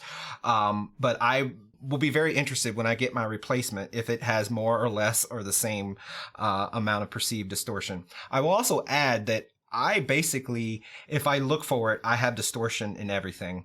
The worst headset for me ever was that Dell Windows MR headset. I'd say the next worst is probably the Odyssey, as I get it on the top and bottom. So like when I compare the Odyssey and the Pimax, which it was different for you, Gary, I have more distortion in the Odyssey. So it's just, yeah. What is it? Like I think the answer is, and someone in chat mentioned it, and I've had the idea beforehand. I think the answer is having an advanced configuration menu for the deep enthusiasts, the tinkerers. I know it's sort of counter to the appliance mentality that I'm sure a lot of OEMs want VR to be, but having an advanced menu, and this is what Vive does for the people that do the Gear VR lens mod, but let us calibrate our personal distortion. You can throw up a grid of a bunch of horizontal and vertical lines, and then let us dial in, change parameters to straighten out the curves. And I don't know why that's not a thing. I think that's the answer. Like, because there's not going to be a one size fit all solution out there where one headset just works great for everybody. No, I absolutely agree with that. And that's the overarching point I want to make on this. I think it's so subjective. I don't doubt that people are having a flawless experience in the Pimax. And I've warmed to it, as I've mentioned over the past week. I'm not going to be too harsh on it as I expected to be when I first tried it, because there is definitely an element of breaking in the Pimax and just getting used to it. And MRTV Sebastian did mention use the latest Pi tool, and I have installed the latest firmware, the latest Pi tool, the latest NVIDIA drivers. Everything is up to date, and I don't doubt. See, if I place myself on either side of this argument, I don't doubt that I could really describe this as being some kind of fishbowl effect, very slight fishbowl effect on either side. I think that argument does have some weight to it for certain people, and yet if I place myself on the other side, and I could easily ignore this small effect that you get on either side, I think I could equally say, there's hardly any distortion at all. It's very difficult to give a objective opinion on this when the device itself is so subjective. And going back to what Anthony said a few weeks ago, I think we need places to try these devices before you buy, because I think one person could be very unimpressed with the Pimax and another person could be very impressed with it. I fall squarely in the middle. Anthony, hey, you got Gary, any thoughts? Yeah. Is when you're in a VR experience, like if I jump into anything, I can notice screen door immediately, but then 10 minutes later, I'm playing the game, and I'm in the game and I'm lost in the game. My question for you is, 10 minutes into the game, do you forget about all this stuff, or does it creep back in and you notice it again? No, that is a really good question, because I was playing Skyrim for a little while, not too long, because I didn't really spend any time for any length of time in any one thing. I was trying so many things this past week. And I think there is an element of that. I will say, like playing Project Cars, for example, the distortion barely bothered me at all, because you're focused straight ahead and that's where the game is. In Skyrim, you're constantly looking around, you're constantly exploring, and when you've got this constant movement on either side of your periphery, which is very difficult for me to ignore, it causes a problem. So just to finish off, I don't want to go too long on this, but I'm not going to be picking up a Pimax. It's not that I'm against Pimax, this headset. If it was a little bit lower cost to me, because I've got to pick up the lighthouses in the Vive ones and that kind of stuff, I could definitely be tempted, knowing now the difference a week makes in terms of using this device and how you get used to it. I could definitely be tempted, but I don't think it's fair of when I look on forums about people that don't have distortion, I don't think it's fair to dismiss it outright, because it is a problem for some people and it shouldn't be dismissed, and it shouldn't be just a case of if you're getting distortion, you're not doing it right, because I don't think that's entirely the case, unfortunately. But finally, there are some people that you're right. We shouldn't dismiss anyone that says they have a lot of distortion because other people don't. It's very polarizing. A lot of people have said, and I don't know if you experienced this, I've personally spoke to people though that tried different facial interfaces, and they have claimed that their distortion basically 100% went away. That distance just was a huge game changer. Did you experiment with that? I've always described the Pimax as having a gigantic sweet spot in a traditional sense of what we understand a sweet spot in a VR headset to be, but then it actually has a small positional sweet spot in terms of how far your eyeballs are from the lenses, the vertical placement on your face, and so on. So did you experiment with that? And did you, at the very least, if it didn't eliminate your distortion, did you see sort of a dramatic change based on that depth positioning? Yeah, there was definitely, okay. So I tried moving, because some people have actually reported moving it closer can change that as well. Less people, I think. But yeah, moving the headset further away. I didn't have a thicker face pad, so I couldn't do it too much. But the small amount I did try it, that did reduce the distortion on the edges. There is no doubt about that. That did do that. But with how I was positioning it, I did get a few problems more toward, it was sort of like distortion encroaching a little bit further in, but to a lesser effect, if that makes sense. And I don't know, that I think there's definite weight to trying that if you own a Pimax, and you've got access to a thicker face interface. I think that's worth doing. So Gary, to wrap this whole thing up, you are no longer on the Pimax bandwagon. I mean, ultimately, like, what do you think? I'm tempted. I initially, at the beginning of this week, Anthony, I would have said no way. And I've read so many reports on people that have problems with the distortion as I do, but they seem to be very much first-hand, like first experiences in the Pimax. If you persevere with this, I think that anybody could get used to it to a certain extent, but there will inevitably be people that simply can't get used to it enough to enjoy the headset. Just a couple of points to hit on before I finish this, because we have been going along on this, but Kevin Henderson, on our Pimax interview that Steve and I did a few weeks ago, he did say that the distortion profiles are being changed. They are being changed continually to get more people so that they don't experience this distortion. So I do think there's hope for people that experience distortion now in the Pimax for the future. And I suppose the final point I wanted to ask you guys is, well, Steve, primarily, I suppose, because you've tried this, would you consider the Pimax a Generation 2 HMD?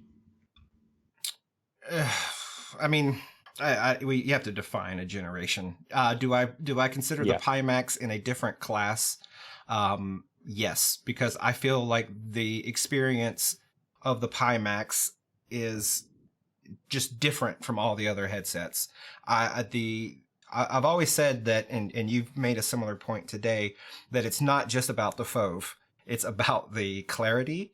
It's about the lack of God rays. I would prefer to use a Pimax on small FOV than I would an Oculus Rift. Speaking purely about the HMD, not about the controls. I can't stand the Vive ones.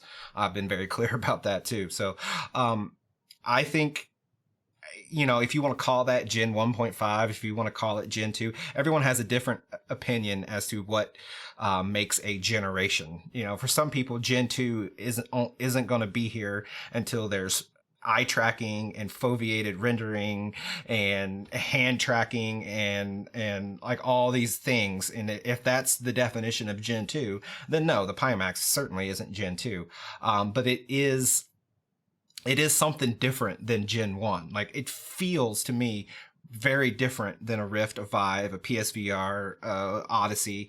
It's in a different position than all of those headsets. So it's something Gen 1.25, whatever. It's something more than Gen 1, maybe less than Gen 2, depending on how you define it. I will say I'll give a small update on obviously I haven't received my replacement headset yet from them. When I made my support ticket last week, I'm going through the original support. So I'm not officially going through Kevin and US support yet, because they don't have that ticketing system in place.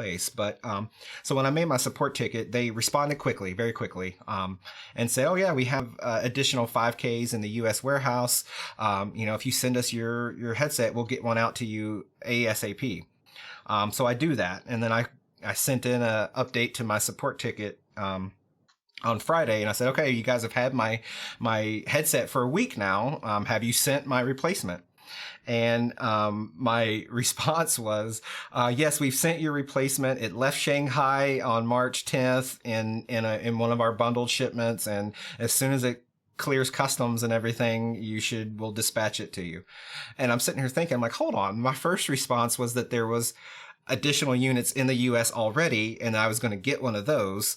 Now they're telling me I'm in a shipment that is already inbound from Shanghai. So they have a lot of work still to do on the communication, and as we know, I mean, Kevin admitted to that. The company will admit to it, and telling you how they are with the support and communication, and that they're working on that. So just wanted to give that update that communication's still a problem, support is still an issue. Like, all along, ever since the Pimax Kickstarter, we have said here, and we've been criticized for it too, that we were Rifters Roundtable or whatever, because we weren't all in on the Pimax and that we had concerns of support. I would say, in hindsight, looking back to our early thoughts and concerns a year ago, are very valid. Here we are.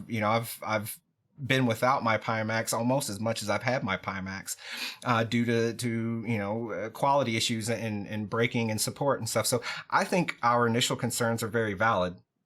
And, just to kind of give further Pimax thought, I will stand behind my opinion that it is my favorite headset.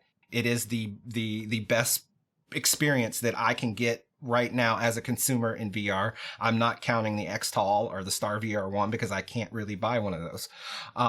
That being said, it also feels a little bit like my Samsung Odyssey or my Oculus Rift is like the family's minivan. It's dependable. It's always there. I can always fall back to it. The Pimax feels like the souped up Trans Am that your neighbor always had. And like, he was always working on it. And like, when it worked, like, it could haul ass, and it was a very fast, fun car to drive, but he was always replacing the carburetor or putting new tires on it or something. So that's kind of how I'm seeing the Pimax right now. When I have it and when it works, it's much more fun to drive than the minivan, but I'll be damned, that minivan is always there when I need to go somewhere. And that's just where I am with the Pimax right now. Still love it. Still gonna say I recommend it to those that are enthusiasts, that don't mind to tinker, don't mind to change settings and do all that. Like, Elite Dangerous is fantastic in the Pimax, but you gotta have a backup headset.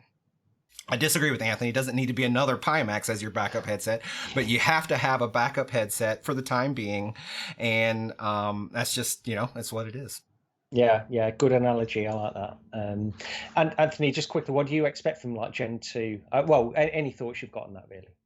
Well, one thought I have for you, Gary, is it sounds like you're more impressed with the higher resolution that you're seeing than anything else. And if that's the case, personally, I'd just be patient because higher resolution headsets are incoming from multiple directions. You know what I mean? Like when these 2160 by 2160 headsets come out, that I doubt they're going to have all these distortion problems and all these other problems, and they're going to have that higher resolution. They're not going to have the big FOV, but it doesn't seem like that does it for you anyway. So you might be Well, best to just kind of hold off, I think. yeah. Steve, I didn't want to miss this out actually, because you did say to me before we do the show, make sure you go back into the Rift just to see how big the impact of the FOV. And I wasn't expecting it, but yes, it was significant. Toilet paper roll, right? Yeah, there's you don't realize. I think going from the Rift to the Pimax, if you're not doing it immediately, the wide field of view really didn't hit me to that extent. And the resolution is great. I think resolution is probably more key personally, but the field of view is pretty impressive, especially going back to the Rift. Yeah, that was quite significant. I just, this is the problem. See, I've borrowed this, I've got to give it back, and now I'm stuck with the Rift. But I'm hoping, I'll just get used to it in a few days again. I'll be so fine. All things said, you're not willing to jump in for the €700 asking price, but if you didn't have to give this back, would you use it instead of your Rift? Yeah, good question. I think it would be used alongside the Rift. I think there's certain games definitely that I would use it more for, but I wouldn't use it exclusively. No, I think the Rift would still have its place for certain titles, and it shouldn't be underestimated as well. That the controls, the touch controllers are a big deal for me, honestly. Yep. Okay. Well, let's get on to a couple of games. These are both PSVR games that we've been playing this past week. The Wizards Enhanced Edition came out on PSVR. It's also available on Steam, and it's by Carbon Studios. It's for $25 and £20.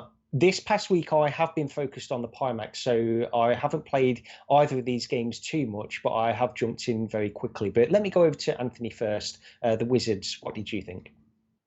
Yeah, so the Wizards, I don't know, man. I'm kind of like, I don't know what to say about this game because some aspects of it are very impressive and it seems like it's this grand adventure and the graphics are good. I like one thing I will say about the PlayStation VR version of this game is I do believe the graphics are pretty good in this game.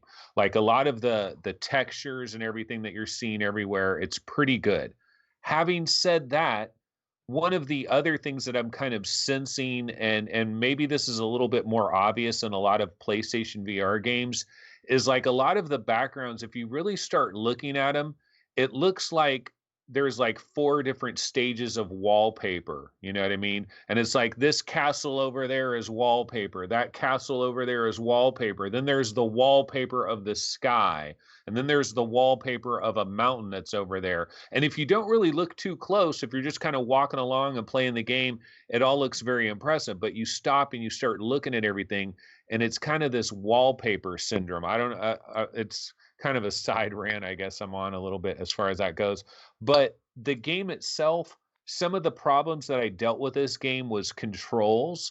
Like one of the things that you're going to learn very early, first of all, it does use 2 Move controllers and you do have legit hand presence, which is very nice. You're playing it on PlayStation VR, so you do need to stay within the cone of vision that your PSVR has with your one camera. But very early on, you start learning this. Well, you get a spell where you can conjure up a fireball, and it's simply a matter of like holding down a button and turning your hand a certain way, and then bam, a fireball appears. And one of the problems I had is like I would do it and I would make a fireball appear. But like if I would do the same motion 10 times and 6 times I would get the fireball and 4 times I wouldn't get the fireball. Yet I'm doing the same thing every time. And that did get frustrating. I'm not going to lie. The other thing is like, okay, so you made a fireball now. You see an enemy that appears to be about 50 feet away from you. You have a little cursor that's kind of moving around. You get the cursor onto the enemy, and then you naturally think you're going to throw the fireball like a baseball. But half the time I was throwing the fireball, it was going way up in the air, or just kind of fall and land right here, or it'd go way over there. And then some of the times I would do it where if I just started to get into this motion where I just kind of flicked it towards where I wanted to go, then it would It would be like a line drive, and it would go exactly where I wanted it to go. But I found it frustrating that there wasn't this, like, you couldn't depend on it. Like in the heat of battle, I'm like trying to make a fireball. Why am I not making a fireball? And these kinds of things. But it's an interesting game. I mean, I don't know what to say about it. It's going for $25 in the US. There's a lot of levels. It's a pretty in-depth game. Another little criticism I will have about it, though, and it's especially relevant because I just completed Shadow Legend VR, and so I'm done with Shadow Legend VR, and going around Shadow Legend and finding all the treasures and all the little goodies that you can pick up in Shadow Legend VR. When I was in the Wizards, I started exploring all the different nooks and crannies, but there's nothing to find anywhere. You do find a wall here or there that looks a little bit different, and then you take your fireball, you throw it at the wall, you open up a door, and you go into a little secret room.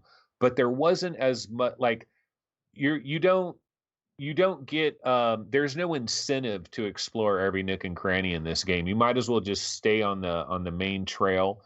I think it's pretty good, but I can't say it's like one of the greatest games. I don't know. I can't really pin this one down too well. Just quickly before I pass it over to Steve, because I've not got a lot to say, only because I didn't spend a huge amount of time. I played through the tutorial and then the first area of the Wizards. And I was expecting, I think it's how I expected to go into this. I just thought it was like a wave shooter kind of thing where you cast spells to fight the enemies. And I suppose there is an element of that, but you do travel around this world as well, and do... I don't even know if you do puzzles. I don't know if you call them puzzles necessarily, but they're just small interactions that you do around the world as well. So it's got that element of it. And it looks pretty good on the PSVR. And Paradise Decay did say that the Wizards is a better experience on the PC because of the motion controllers. And I experienced the same thing, Anthony, with the Move controllers on the PSVR. Sometimes it wasn't registering perfectly, and there was a little bit of frustration with that. It wasn't like a huge deal or anything, but it was, a small thing to mention. And it just comes back yet again, the Move controllers, in my opinion, are not quite fit for purpose. So that's all it comes down to. Nothing against the game, and I think they've done a pretty good job on the game from my point of view, the very small amount I've played. Steve, what did you think? I thought it was pretty good. I'm not sure the $25 asking price is right. But at the same time, I think it's fair. Like it's a very, as Anthony said, it's a very difficult game to pin down because it's doing a lot. The quality is high. The fidelity is high. The scope of the game, it's my new word, scope, like, just kind of the breadth of the game, like what are you doing? What's your objective? How fleshed out is the world? Is it something you're going to be done with in 45 minutes? Like all of that. And this is a decently scoped game in terms of size. I don't know how long it is to run through all the story because I didn't complete it. But I have a feeling that you're going to can get a lot of hours out of this.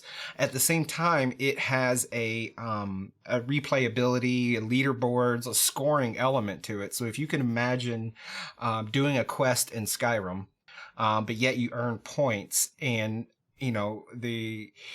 that particular quest could be tracked on a leaderboard, and you could run through it again.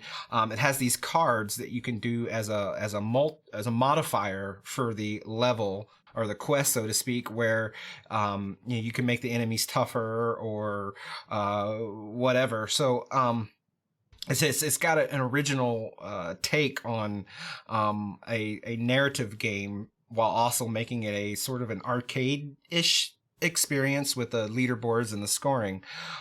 Graphically, the game looks pretty good. I think it looks really good for PlayStation VR. I do expect if I had played this on PC that the fidelity would be higher. I could tell that the assets and the things running behind the scenes are pretty high quality. All in all, it's difficult for me to say because I have so many games to get to. And, we're always playing the next thing, the next review to get to and such. And, oh, woe is me, first world problems. But I'm trying to think that if I wasn't doing reviews and I played less games and was more of a completionist on the games I do play, and trying to think whether or not this is worth $25 and something that I recommend people buy. It's hard. Like, I'm torn on whether I can recommend it. It's a good game. Like, it's not filled with jank. I personally didn't have the issues casting the fireball that Gary and Anthony mentioned. But at the same time, it feels in some ways double A. It feels like it's just missing something. And I don't know what it is. For me, one thing, the game was somewhat easy. Like, I didn't die. I wasn't troubled too much. So it's I firmly recommend it on sale. If they get the price down, but $25, it's kind of, I'd say I recommend it if you're into these style games. If you want something that looks good, something with spell casting, I think the gestures and where you pull up the ice bow and arrow and the shield and the fireballs and everything, I think that all works pretty well for PlayStation VR. So there's a lot to like.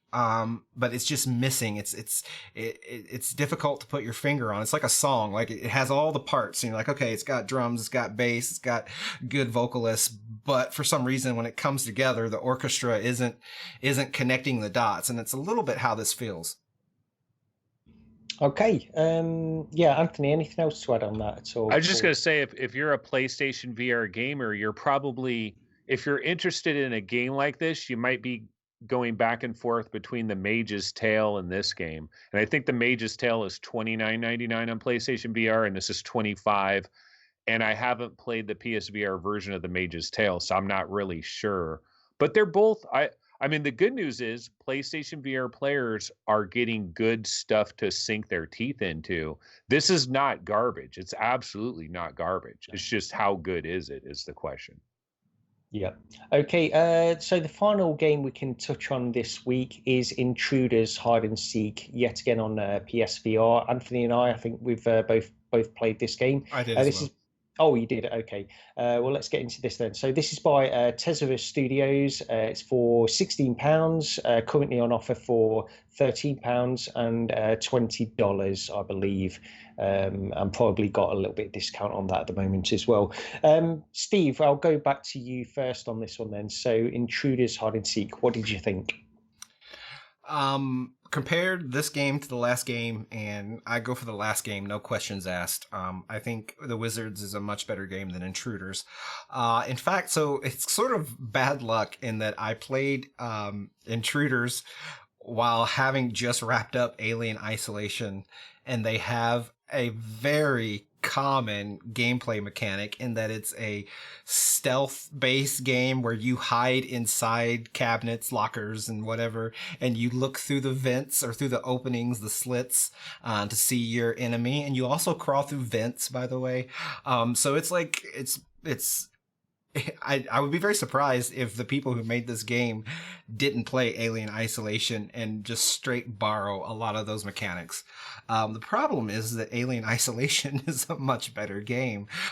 So I think if I played this game 3 months ago or some time removed from Alien Isolation, I would probably like it better. But literally coming out of Alien Isolation and immediately booting into this game, it's like eating a nice $50 filet from a well-known steakhouse and then picking up a Big Mac as your dessert or something. Like, it's just, you get that immediate contrast, and it makes the lower one feel much poorer than it probably deserves. So I wasn't too big on it. I think the concept is good. If anyone saw that movie called Panic Room with Jodie Foster, like, this is Panic Room without Jodie Foster, the VR game. So the story is interesting enough. I like it. I didn't complete it. I do know that the experience is relatively short. I don't know if either of you guys completed it, but I think you can wrap it up from what I've read in an hour and a half. I didn't like the gameplay enough. I didn't like the experience enough to keep with it myself. So, I think it could be worth its asking price if you're hard up and you really want this sort of experience. But in my opinion, this would be something I'd say wait till it's on sale for $9.99. Yeah, it's got to be tough coming from Alien Isolation because these games are so close in terms of gameplay. And yet in the short amount, again, I was concentrating on the Pimax this past week, so I didn't play a huge amount of this. But the short amount that I did play, bearing in mind I haven't played Alien Isolation for quite a while as well, I actually thought this was pretty impressive.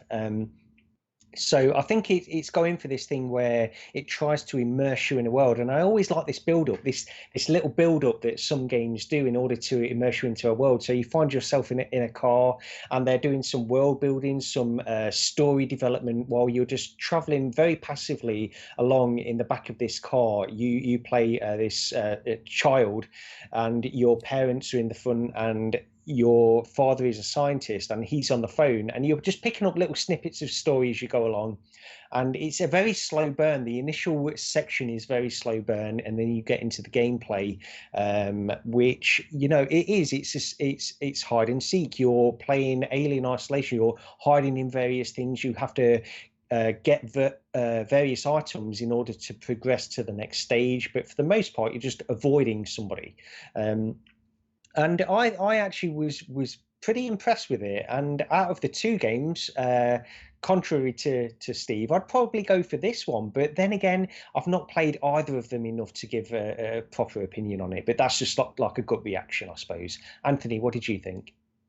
So I played this game that original time when I got it and haven't gone back into it, not because it's a bad game, but because, other stuff pop up and I'm always trying to find something new to, do a let's play for or something like that. I enjoyed this game. One thing I will ask Steve about is, okay, so when you do get into the closet and you're hiding in the closet because like the bad guys are coming or whatever, one of the mechanics that they do have in this game is you have like this heartbeat that's going on. And so you take your DualShock 4 controller and you have to time it to the heartbeat to try to like quiet yourself down.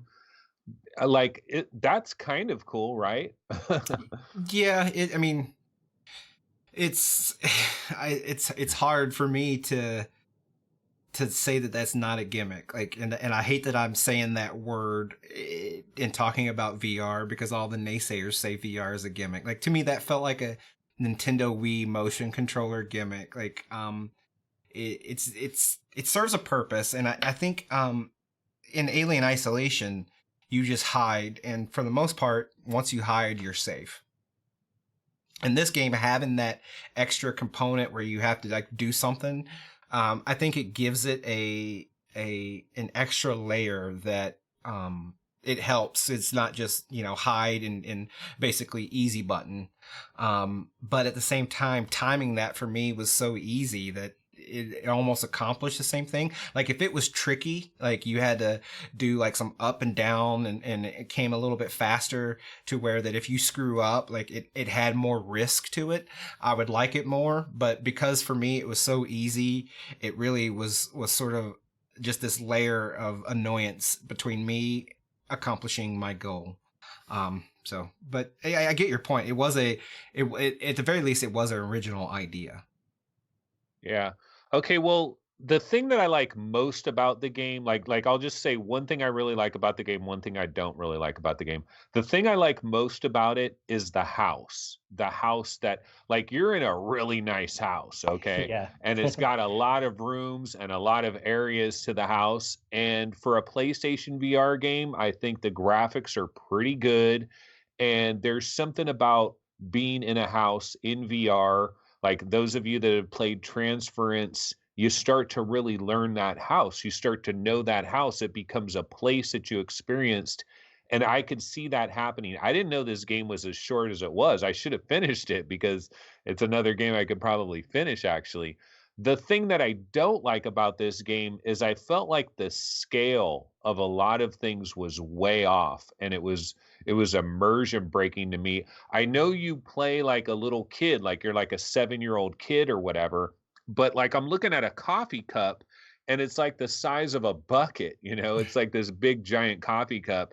And like some of the just the scale of a lot of things seemed very off to me, and it was just kind of off-putting. But it's $20. I think it's a pretty cool game, but you don't need to run out like we're not ranting and raving about it. But I think it's got its own story. It's doing this home invasion thing, like it has an actual story and an idea, and it's a decent adventure you could go on. Yep. Yeah. Okay. Well, that's pretty much all we've got for this week. Has anybody got anything they quickly want to get to before we close up the show here? I do not.